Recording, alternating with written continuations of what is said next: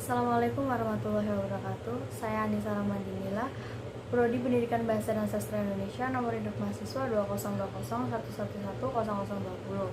Video ini dibuat bertujuan untuk memenuhi ujian tengah semester Sosiologi Sastra. Di sini saya akan menjelaskan siapakah Karl Marx, apa yang saya ketahui tentang beliau, dan apa hubungannya beliau dengan sosiologi sastra. Untuk soal yang pertama, yaitu siapakah Karl Marx itu? Karl Marx adalah seorang filsufus, ekonom, sejarawan, pembuat teori politik, sosiolog, jurnalis, dan sosialis revolusioner asal Jerman. Beliau lahir di Trier dalam keluarga kelas menengah. Beliau juga belajar hukum dan filsafat di Hegelian. Marx dianggap sebagai salah satu tokoh paling berpengaruh dalam sejarah manusia, dan karyanya juga dipuji sekaligus dikritik. Karyanya dalam ekonomi menjadi dasar bagi sebagian besar pemahaman tenaga kerja pada saat ini dan hubungannya dengan modal, beberapa intelektual, serikat buruh, seniman, dan partai politik di seluruh dunia.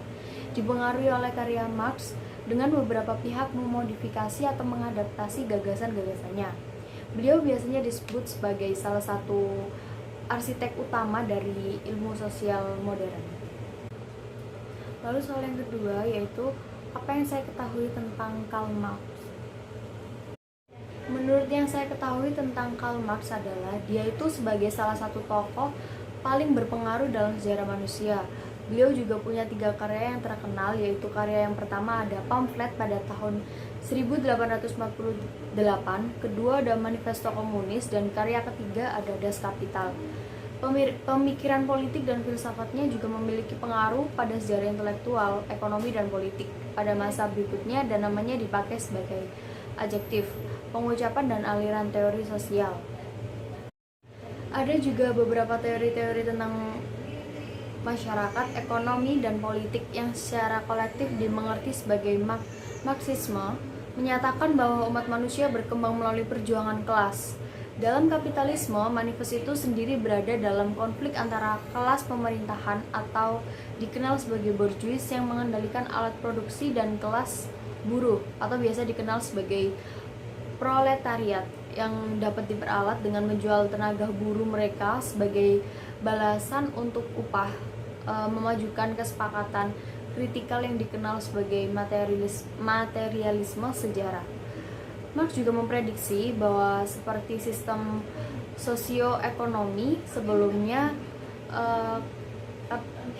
kapitalisme memproduksi ketegangan internal yang akan berujung pada penghancuran diri dan digantikan oleh sistem baru.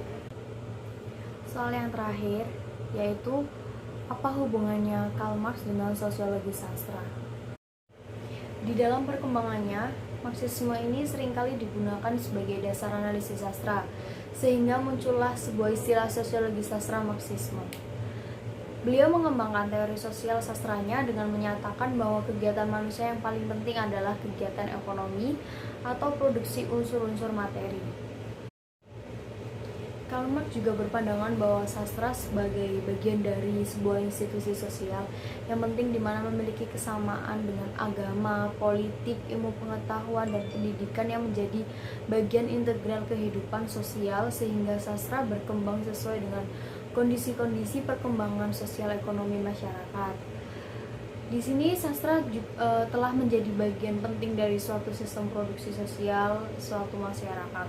Karena itu, sastra juga telah menjadi bagian struktur relasi sosial yang perkembangannya itu bersifat dinamik. Sosiologi sastra Marxis bukanlah sekedar sosiologi sastra yang menaruh perhatian bagaimana novel-novel itu diterbitkan dan apakah mereka mencantumkan kelas buruh di dalamnya. Tujuannya itu adalah untuk menjelaskan karya sastra dengan lebih sepenuhnya, yang berarti mencurahkan perhatian sensitif terhadap bentuk-bentuknya dan aliran-alirannya. Cukup sekian penjelasan dari saya, kurang lebihnya mohon maaf. Wassalamualaikum warahmatullahi wabarakatuh.